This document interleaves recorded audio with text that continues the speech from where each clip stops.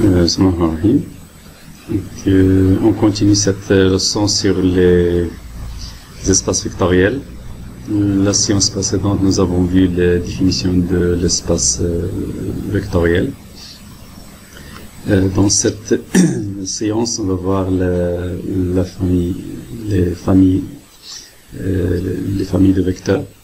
Donc, en particulier les familles génératrices, les familles libres, les familles liées, et les bases. Et puis, on va voir la dimension d'un espace vectoriel, et on va finir par le sous-espace vectoriel. Donc, on commence par le paragraphe des familles génératrices. Donc, tout d'abord, on va voir ce concept de combinaison linéaire. Donc, c'est quoi une combinaison linéaire? Donc, si on se donne un espace vectoriel E muni de la loi plus et la loi externe point, un espace vectoriel réel, et x1 jusqu'à xn des vecteurs de cet espace vectoriel, des scalaires ou bien des réels alpha 1, alpha 2 jusqu'à alpha n, le vecteur donc le vecteur x égale alpha 1 x1 plus alpha 2 x2 plus alpha 3 x3 etc. jusqu'à alpha n xn, elle est appelée combinaison linéaire des vecteurs x1 x2 jusqu'à xn. Donc on écrit x égale se forme plus courte, donc se forme d'une somme avec le symbole de sigma. Donc le vecteur x, elle est égale à sigma de alpha k xk, k varie de 1 jusqu'à 1. Donc les réels alpha 1 jusqu'à alpha 1 sont appelés les coefficients de la combinaison linéaire. Donc ce sont les coefficients de la combinaison linéaire. Et ces coefficients, ils sont multipliés par les vecteurs xk. Et après on fait la somme et on trouve une combinaison linéaire de ces vecteurs-là. Donc c'est ça la définition d'une combinaison linéaire. Donc ce concept de combinaison linéaire, donc on va l'utiliser après pour parler de familles génératrices, familles libres, familles liées, de base, etc. Donc on va voir quelques exemples. Donc il y a un premier exemple, c'est l'espace R carré plus point. Donc on a vu déjà cet espace vectoriel. Donc c'est un espace vectoriel sur lequel on a défini la loi plus la loi de composition interne. Elle est définie de façon canonique sous la forme x plus x prime, y plus y prime. Et aussi la loi externe, donc la loi point, donc elle est définie de cette façon. Donc si on multiplie un réel alpha par un vecteur xy, un vecteur de R carré, ça donne le vecteur alpha x, alpha y. On considère les deux vecteurs, donc un c'est le couple 1, 0, et le deuxième vecteur c'est le couple 0, 1. Donc on peut dire que le vecteur moins de 9, donc moins de 9 c'est un vecteur, il appartient à un espace vectoriel R carré. Donc ce couple, il est combinaison linéaire des deux vecteurs E1 et E2.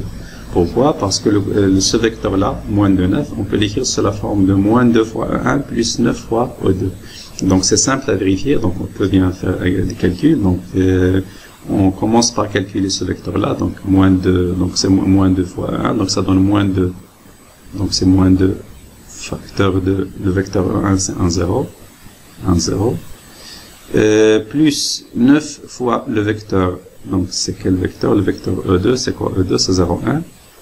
Donc on va appliquer la définition de la loi de composition externe, donc moins 2 fois le vecteur 1, 0, ça donne moins 2, 0. Pardon, donc moins 2, 0. Le deuxième vecteur, ça donne 9 fois 0, c'est plus, pardon, c'est plus. Donc plus. Le deuxième vecteur, c'est 9 fois 0, c'est 0. Et 9 fois 1, ça donne 9. Donc si on fait la somme de ces deux vecteurs, donc on va appliquer la loi somme qu'on vient de voir ici. Donc la somme de ces deux vecteurs, ça donne bien ce vecteur-là. Donc ça donne bien le vecteur moins 2, 9. Donc moins 2 plus 0, ça donne moins 2, 0 plus 9, ça donne 9. Donc on a bien trouvé que le vecteur moins 2, 9, elle est égale à moins 2 fois le vecteur 1 plus 9 fois le vecteur E2. Donc on a bien montré que le vecteur moins 2, 9, c'est une combinaison linéaire des deux vecteurs E1 et E2. Un autre exemple, donc, on considère l'espace vectoriel réel C, l'ensemble des nombres complexes, venu de la loi usuelle plus et de la loi extrême point. Donc, on a déjà vu cet espace vectoriel. Donc, la définition, sa définition, c'est une définition canonique. Donc, c'est la définition de la loi plus et de la loi externe. Donc, la multiplication d'un réel par un complexe, c'est la multiplication usuelle. Le vecteur, si on considère le vecteur z égale 4 moins 7i, donc ce vecteur-là, c'est une combinaison linéaire des deux vecteurs 1 et i, donc elle est bien visible, donc cette combinaison linéaire. Donc pourquoi? Donc parce qu'on a pu écrire le vecteur z sous la forme de 4 fois le vecteur 1, donc cette fois-ci le 1 c'est un vecteur, et le i aussi c'est un vecteur. Donc on va multiplier ces deux vecteurs par des scalaires. Donc le vecteur 1, on l'a multiplié par le scalaire 4, c'est-à-dire le coefficient 4. Et le deuxième vecteur i, on va le multiplier par le scalaire moins 7. Donc moins 7 fois le vecteur i. Donc, le 1 et le i, ce sont les deux vecteurs. Donc on a bien trouvé que ce nombre complexe 4 moins 7i, donc écrit sous forme algébrique, il s'écrit sous forme de combinaison linéaire des deux vecteurs 1 et i. Donc rappelez-vous bien de ces deux vecteurs, donc le 1 et le i. Donc on va s'en servir par la suite pour définir une base. Donc on a parlé au début de cette, j'ai parlé du concept d'une base qu'on va voir par la suite. Donc ces deux vecteurs 1 et i, donc ils forment bien une base qu'on va voir. Donc on va voir la définition d'une base, ça veut dire quoi. Et même chose, les deux vecteurs 0, 1 et le vecteur 1, 0 et 0, 1, ils vont former une base de cet espace vectoriel R carré, uni de loi plus multiplié. Donc rappelez-vous bien de ces deux exemples, ils sont très intéressants. Et donc je le dis une autre fois. Donc ces exemples-là, rappelez-vous bien de ces exemples-là. Donc ils sont très intéressants. Vous pouvez en avoir besoin dans un examen ou bien dans un contrôle. Donc les exemples des espaces vectoriels sont très intéressants. Donc comme on a vu des exemples de groupes, des exemples d'anneaux, des exemples de corps, ces exemples ils sont toujours utiles. Donc surtout lorsqu'on nous demande de montrer qu'un ensemble d'une loi, bien de deux lois, c'est peut-être un groupe, bien peut-être un anneau, bien peut-être un corps. Donc on peut utiliser ce concept qu'il est déjà un sous-groupe de quelque chose, donc d'un autre groupe. Donc cette utilisation elle peut parfois donc réduire beaucoup la rédaction et trouver la réponse plus vite que de faire un raisonnement donc où on va montrer toutes les propriétés d'un espace vectoriel, bien toutes les propriétés d'un groupe, d'un anneau, bien d'un corps. Donc on passe à un exercice. Donc nous avons l'espace vectoriel des matrices carrées d'ordre 2 à coefficient dans R, une des lois plus multipliée, donc c'est un espace vectoriel. On considère les matrices E et J qui sont définies comme l'exercice. Donc la question 1, on nous demande de montrer que la matrice 5 moins 6, 3, 5, c'est une combinaison linéaire des deux matrices I et J. Donc pour montrer que c'est une combinaison linéaire, donc on doit chercher un couple alpha et bêta de réel, tel que alpha fois la matrice I, plus bêta fois la matrice J, égale cette matrice-là qu'on peut nommer par exemple A, donc égale à la matrice A. Donc on doit chercher le alpha et le bêta, donc alpha est égal à quoi et le bêta égale à quoi. Donc si on trouve alpha et bêta, donc c'est bien sûr une combinaison linéaire. Si on cherche le alpha et le bêta, on montre que c'est pas possible de les trouver, donc ça peut donner un système qui n'a pas de solution. Donc dans ce cas, ça peut pas être une combinaison linéaire de ces deux matrices. Voilà, donc la deuxième question, on nous demande de montrer que, ou bien, on a une question ici, cette matrice-là, donc on peut la nommer par exemple la matrice B, donc la matrice B, cette matrice est-elle une combinaison linéaire de I et J? Donc, on a déjà parlé de cette question, des questions qui sont posées de cette façon. Est-elle? Donc, c'est, dans la majorité des cas, la réponse est négative. Ça veut dire qu'elle n'est pas une combinaison linéaire de ces deux matrices I et J. Donc, on va faire cet exercice. Donc, je vais vous faire la correction de cet exercice. Donc, on commence par la question 1. Donc, pour montrer que la matrice que j'ai nommée la matrice A, pour montrer que cette matrice-là, c'est une combinaison linéaire de I et J. Donc, je dois chercher alpha et bêta, tel que alpha fois I plus bêta fois J égale la matrice A. Donc,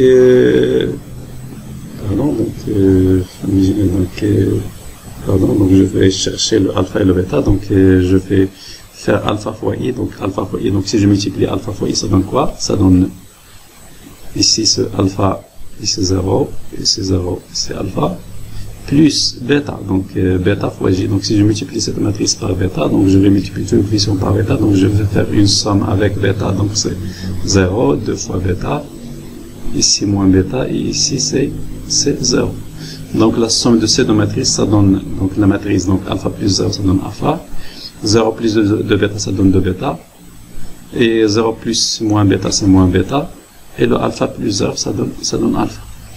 Donc, nous, on doit chercher le alpha bêta tel que ces deux matrices-là, ils coïncident. Donc, pour que ces deux matrices soient égales, donc, il faut que les coefficients dans chaque position soient égaux.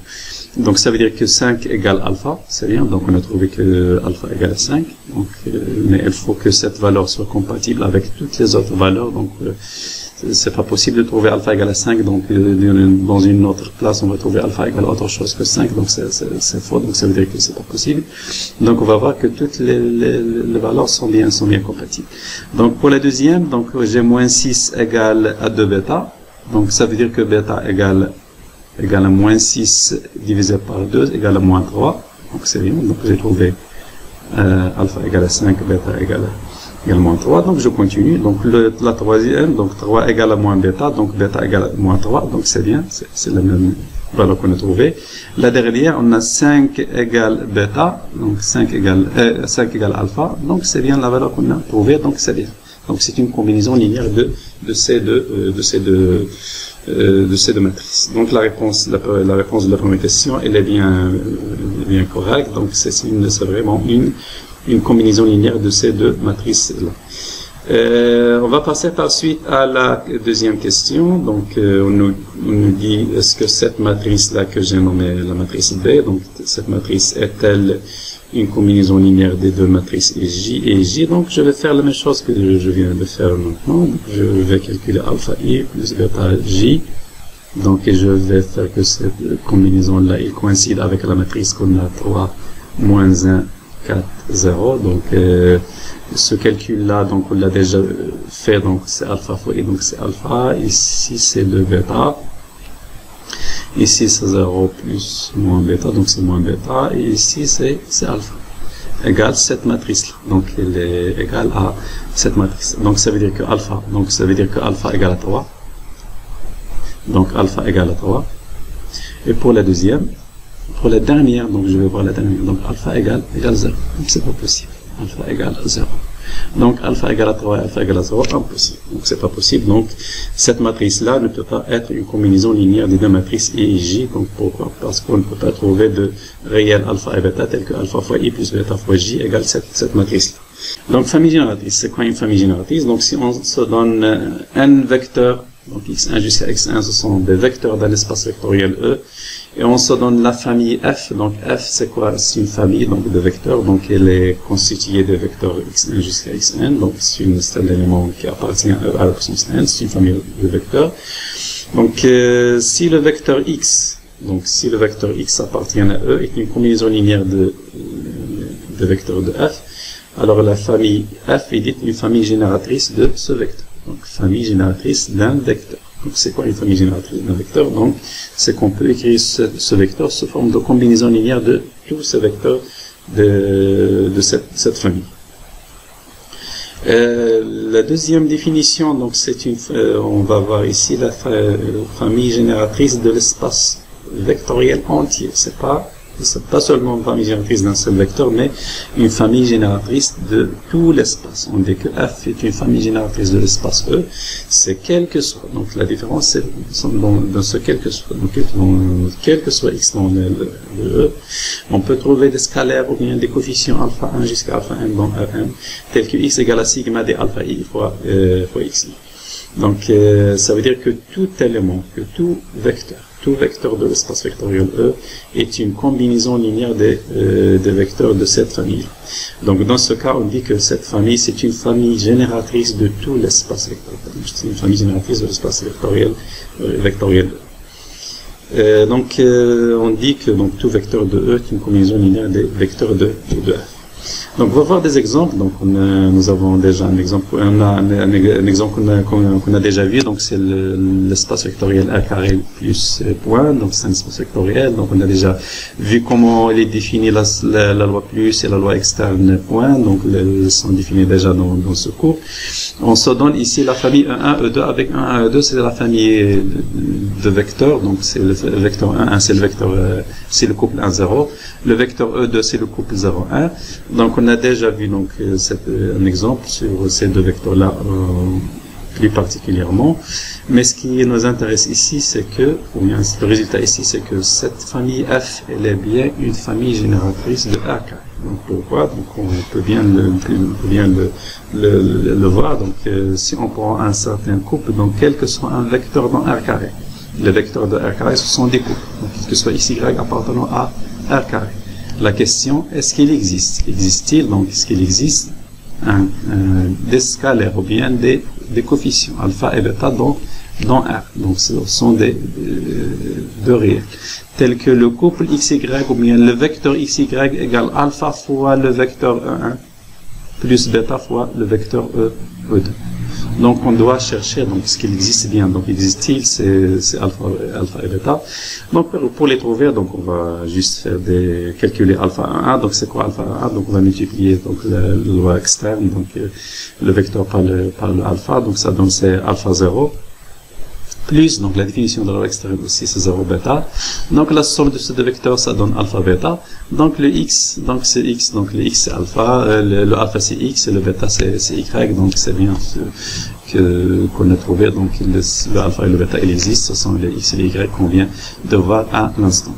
Donc ça montre bien que cette famille, c'est une famille génératrice de R carré. On passe au deuxième exemple, donc l'exemple 2, donc dans l'espace vectoriel R carré, pardon, c'est l'espace P2, donc c'est l'espace P2 muni de loi plus externe point, donc c'est l'ensemble des fonctions polynômes de degré inférieur ou égal à 2. Donc cet ensemble-là de fonctions polynômes de degré inférieur ou égal à 2, on considère les fonctions f0, f1 et f2. Ce sont bien des polynômes de degré. Donc le premier c'est un polynôme de degré 0. Le deuxième c'est un polynôme de degré 1. Donc c'est une fonction polynôme de degré 1.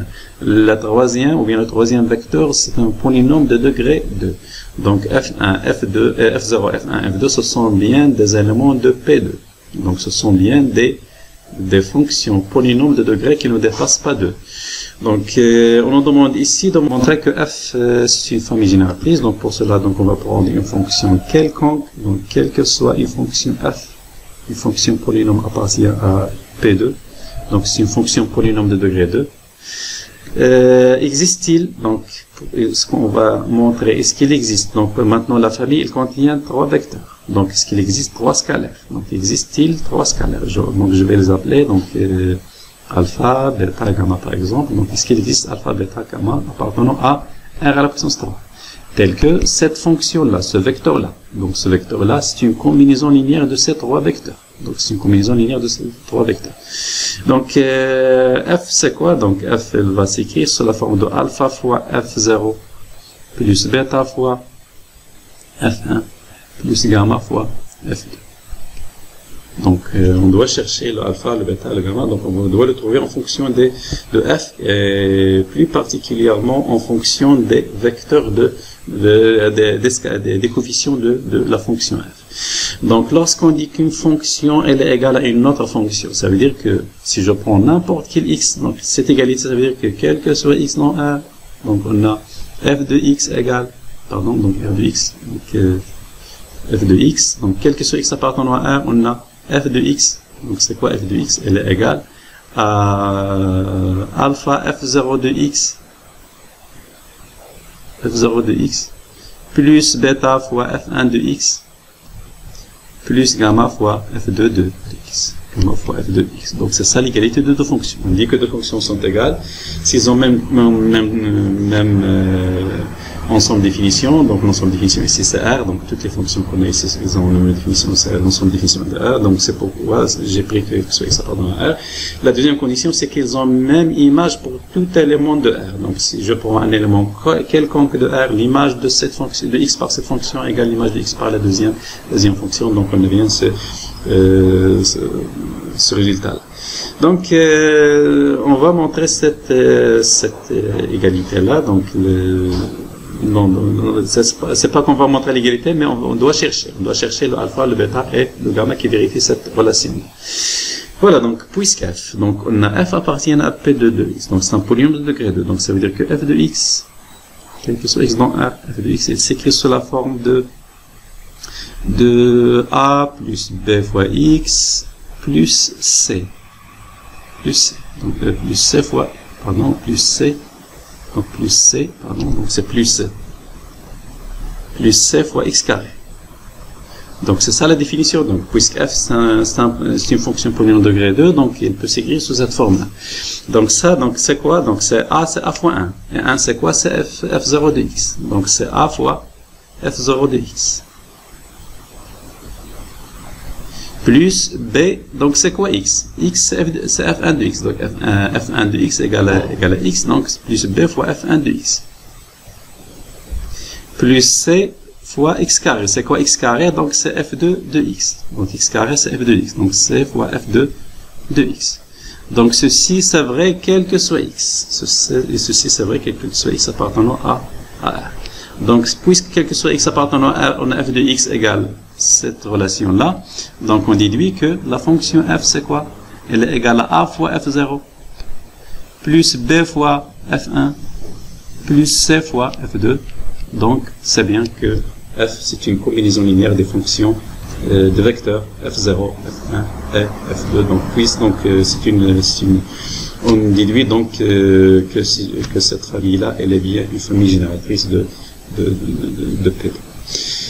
On passe à l'exercice 3. Donc, dans cet exercice, on nous donne deux fonctions f1. Donc, c'est la fonction qui à chaque x va correspondre exponentielle de moins x fois cosinus x. La fonction f2, c'est la fonction qui à chaque x va correspondre exponentielle de moins x sinus x. Et on considère l'ensemble G. Donc, G, c'est quoi? C'est l'ensemble des fonctions sous la forme de alpha f1 plus bêta f2, telles que alpha et bêta, ce sont de réels. Donc, la question, on nous demande de montrer que G mu de plus et mu point, donc c'est un espace vectoriel. Donc, on a déjà défini sur l'ensemble des fonctions. Donc, si vous vous rappelez, donc, on a déjà vu sur les fonctions de R vers R, donc ces fonctions-là, on a déjà montré que c'est un espace vectoriel. Donc, la définition de la loi plus, c'est la somme des fonctions. La loi externe, donc alpha fois f, donc on vient le voir dans l'exemple précédent, donc c'est la multiplication d'une fonction par un réel. Donc, cet ensemble-là, c'est un espace vectoriel. Donc, on doit montrer, et G, c'est une partie, donc, on a G, il est inclus dans F, donc G, il est inclus dans, donc, le G, il est inclus dans F, donc, dans F. Donc, c'est une partie, donc on va montrer que c'est un espace vectoriel. Donc, pour montrer que c'est un espace vectoriel, donc on va montrer qu'il vérifie les 5 propriétés d'un espace vectoriel. Donc, la première condition, donc on va montrer que G mu de plus, c'est un groupe. C'est un groupe. Donc, pourquoi c'est un groupe? Donc, on sait déjà que F, donc l'ensemble F, donc des fonctions définies de R vers R mu de la loi plus, on sait déjà que c'est un groupe. C'est un groupe. Donc, pour montrer que G c'est un groupe, il suffit de montrer qu'il est un sous-groupe. Donc, il suffit de montrer que G est un sous-groupe. Donc, sous-groupe de F. Donc, pour montrer que c'est un sous-groupe de F, on va montrer, on va utiliser la propriété caractéristique d'un sous-groupe. Donc, déjà, on a G. Donc on a G, il est inclus dans F. Donc F. G est différent de vide, donc G est non vide. G est non vide. Bref, avec F5 ici, F5 groupe. Donc pour la loi plus. Pour la loi plus.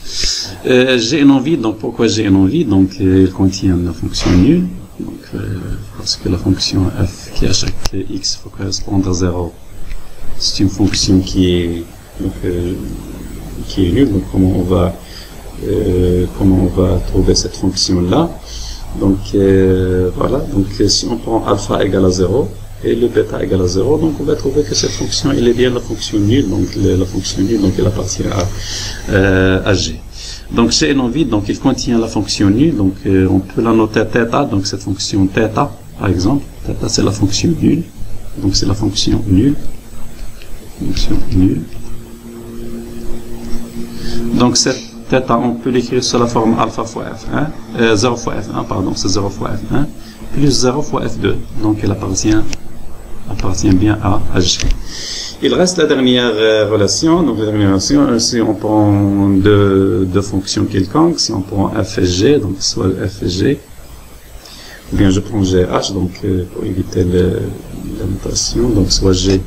Donc si je prends gh appartenant à g, ou g, on va montrer que la composition de G avec le symétrique de H. Donc le symétrique de H pour la loi plus c'est moins H. Donc on va montrer que G moins H, ce qu'il appartient à G. Donc puisque G appartient à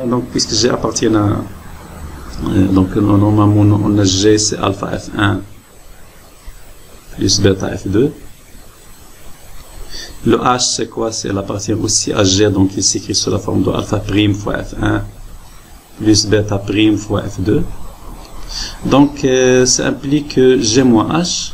Donc G moins H c'est quoi? Donc si je fais la différence, je trouve que c'est sous la forme de alpha moins alpha prime fois F1 plus bêta moins bêta prime fois F2. Donc ceci c'est bien un élément de il appartient bien à G. Donc c'est bien, donc c'est un sous-groupe. Donc on déduit que G minus de la loi plus c'est un sous-groupe de l'ensemble des fonctions définies de R de R.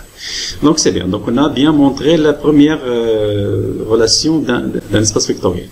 Donc dans la définition d'un espace vectoriel, on a déjà vu qu'il y a cinq relations à démontrer. Donc la première relation c'est que G minus de, donc c'est un groupe. Ça reste à montrer qu'il est commutatif.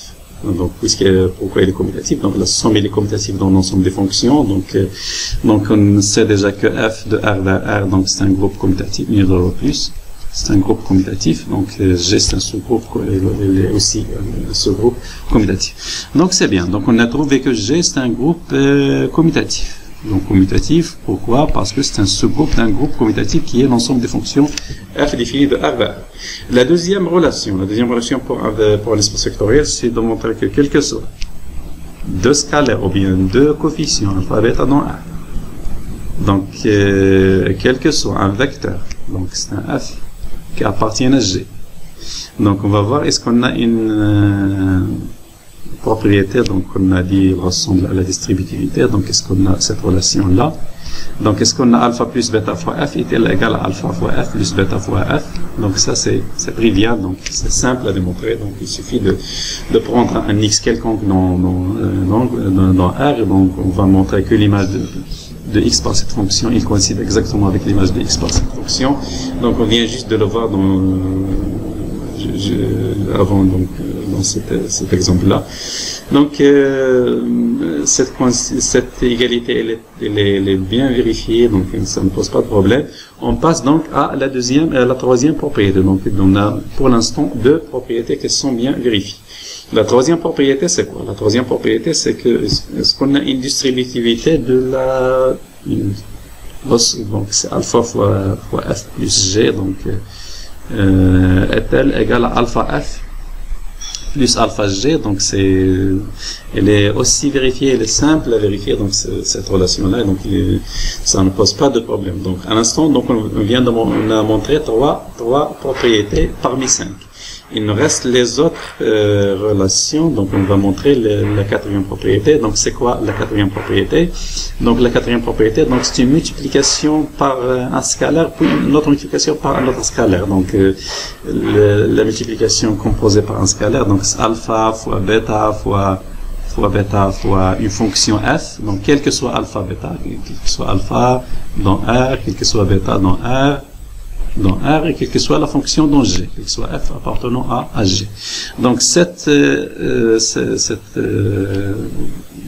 vecteur, est-ce qu'il est égal à alpha fois bêta, pardon, c'est alpha fois bêta,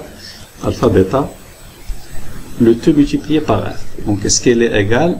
C'est bien qu'il est égal, donc c'est très simple à vérifier, donc c'est juste, c'est la même méthode qu'on vient de voir pour l'instant, donc c'est coïncide, donc c'est la quatrième propriété, la dernière, donc ça c'est la quatrième propriété, et la dernière propriété, c'est on va montrer que 1 fois n'importe quel vecteur, donc c'est n'importe quelle fonction. Est-ce qu'il est égal à f? Donc ça c'est trivial, donc c'est bien qu'il est vérifié, donc c'est facile à vérifier. Donc on est donc face à un espace vectoriel, donc ça montre bien que G plus multiplié, c'est bien un espace vectoriel. Voilà, donc c'est la première question. La deuxième question, on nous donne une famille G1, G2, donc une fonction G1 égale F1 plus F2. La fonction G2 c'est F1 moins F2, et on nous demande de montrer que cette famille-là c'est bien une famille génératrice de cet espace vectoriel. Donc cette question, ce n'est pas difficile à démontrer, donc vous pouvez bien la faire. Donc ce que je vais juste vous dire que qu'on peut bien exprimer F1 et F2 en fonction de G1 et G2. Donc faites un système dans lequel vous allez faire G1 et G2, donc G1 égale F1 plus F2, G2 plus F2, G2 égale F1 moins F2, Donc si on fait la somme de ces deux équations, ça donne bien que F1, donc F1, donc c'est 2 fois F1 égale G1 plus G2, donc ça donne que F1 égale G1 plus G2 sur 2. Et F2 c'est quoi? C'est G1 moins G2 sur 2. Donc je reprends, F1 égale G1 plus G2 sur 2. F2 égale G1 moins G2 sur 2. Donc vous allez prendre, donc pour montrer que c'est une famille génératrice de l'espace vectoriel, donc vous allez prendre une fonction quelconque qui appartient à G. Donc elle doit être sous cette forme-là, sous la forme de alpha F1 plus bêta F2. Donc F qui appartient à G, donc il s'écrit sous la forme de alpha F1 plus bêta F2. On vient de voir c'est quoi F1. Donc F1 c'est G1 plus G2 sur 2. Donc on va remplacer ce F1 par la valeur qu'on a trouvée ici. On vient de trouver F2. F2 c'est quoi? Donc c'est la relation qu'on a trouvée. Donc on va remplacer le F2 par cette relation. On va trouver que F c'est bien une combinaison linéaire des deux vecteurs F1, G1 et G2. Donc ça veut dire que cette fonction F qu'on a choisie, elle est bien une combinaison linéaire de ces deux vecteurs G1 et G2, de ces deux fonctions G1 et G2, d'où donc cette famille, elle est bien une famille génératrice de l'espace vectoriel G. Voilà, donc on passe à la famille libre et famille liée. Donc famille libre et famille liée, donc c'est quoi une famille libre? Donc on va commencer par une famille liée. Donc famille liée, c'est quoi une famille liée? Donc si on se donne des vecteurs x1 jusqu'à xn, des vecteurs on dit que ces vecteurs ils sont linéairement dépendants. Donc faites bien attention à ce terme-là. Donc linéairement dépendant. Donc nous allons voir un autre terme, c'est linéairement indépendant. Donc c'est le contraire de ce terme-là. Donc on dit que ces vecteurs sont linéairement indépendants si et seulement si il existe des réels de alpha 1 jusqu'à alpha n, ou bien des scalaires alpha 1 jusqu'à alpha n, non tous nuls. Donc c'est ça, faites bien attention à cette relation-là. Donc ces scalaires ne sont pas tous nuls. Donc ils ne sont pas tous nuls. Donc faites bien attention à ce résultat. Donc il existe des scalaires tels que on a sigma de alpha i xi égale 0 avec i varie de 1 jusqu'à n, et les alpha i non tous nuls. Donc si on a cette condition-là, donc on dit que ces vecteurs ils sont linéairement dépendants. Et on dit aussi que la famille, c'est une famille qui est liée. Donc, rappelez-vous bien de cette définition, donc elle est intéressante, donc vous en aurez besoin donc pour montrer qu'une famille est liée, ou bien qu'une famille de vecteurs, que des vecteurs sont des vecteurs linéairement dépendants. Voilà, donc on passe à la deuxième définition. Donc on a déjà vu la définition de famille liée, donc ou bien de vecteurs linéairement dépendants. Donc maintenant, donc on va voir la définition de famille de vecteurs qui sont linéairement indépendants. Donc ici on a indépendant. Donc faites bien à ce préfixe indépendant. Donc cette famille de vecteurs ils sont linéairement indépendants si et seulement si. Donc c'est quoi donc la définition si je prends n'importe quel coefficient alpha 1 jusqu'à alpha n, tel que cette somme ou bien cette combinaison linéaire des xi avec ces coefficients là, ça donne le vecteur nul. Alors nécessairement, alors on a nécessairement le alpha 1 égale 0, le alpha 2 égale 0. Le alpha 3 égale 0, le alpha n égale 0. Ça veut dire que tous les coefficients, sans exception, tous les coefficients de cette combinaison linéaire, ils sont nuls.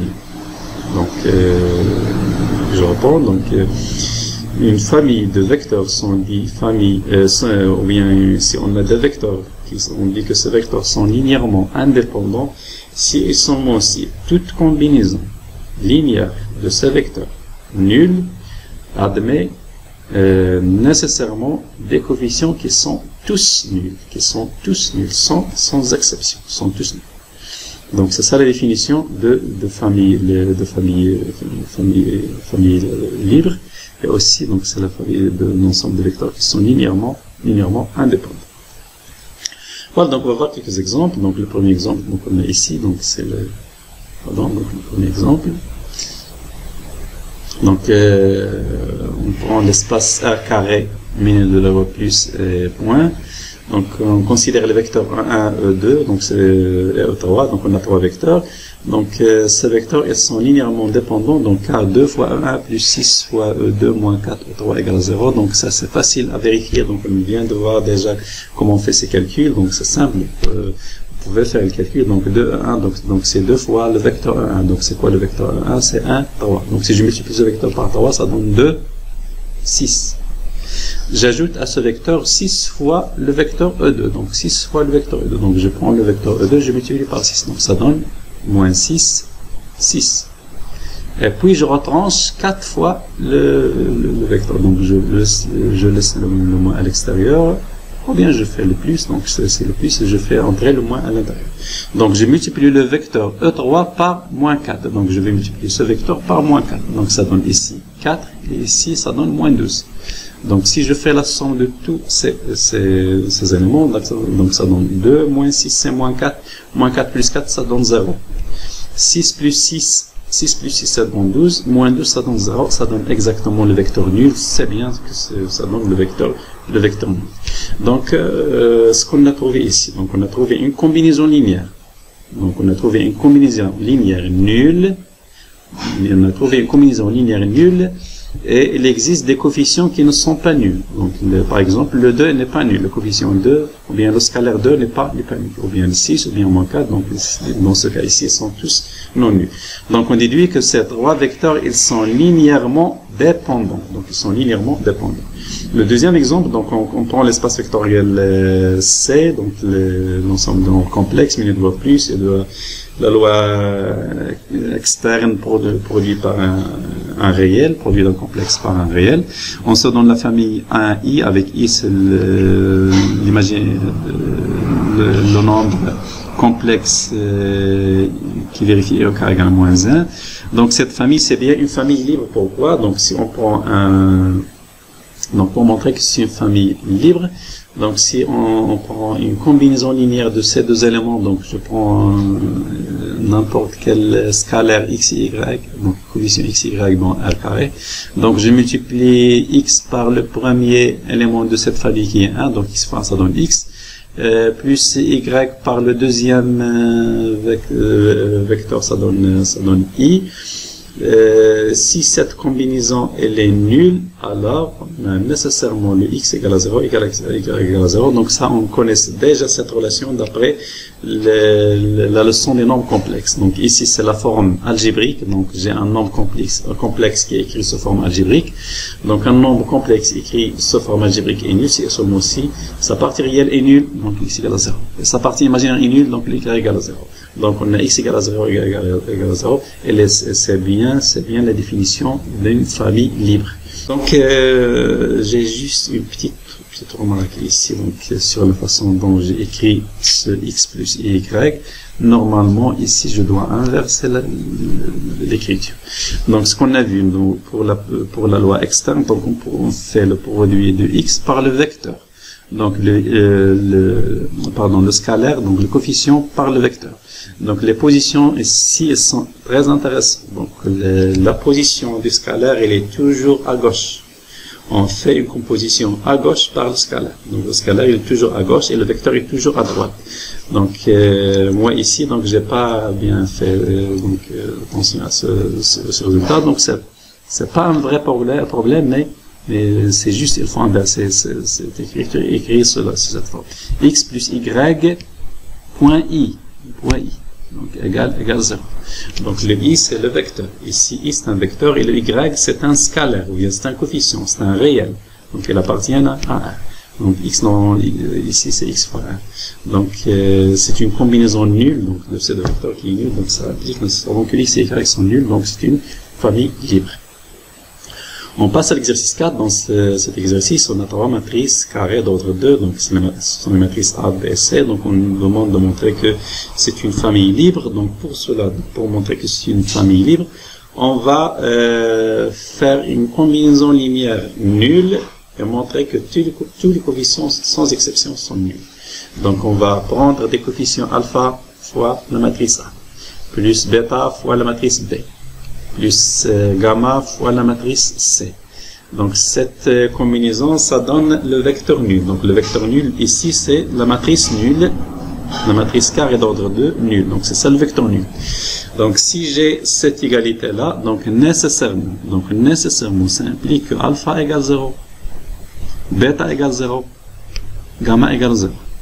Donc je vous laisse faire cet exercice, elle est simple, c'est pas difficile à le faire. Donc vous allez juste multiplier la matrice A par alpha, donc ça donne ici alpha, ici moins alpha, ici 3 alpha.